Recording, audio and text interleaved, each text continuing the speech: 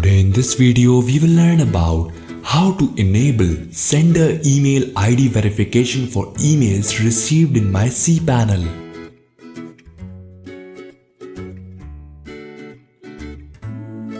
For that, log into Cpanel and then go to BoxTrapper. Now, once an email sender sends an email, it goes into BoxTrapper for email verification.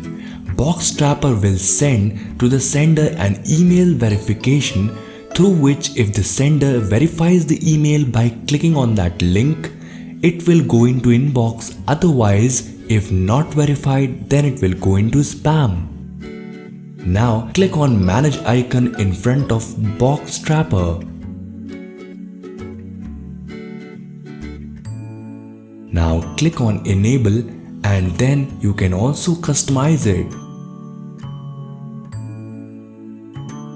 These are the several parameters through which you can also set up other settings related to configuration and forwarding.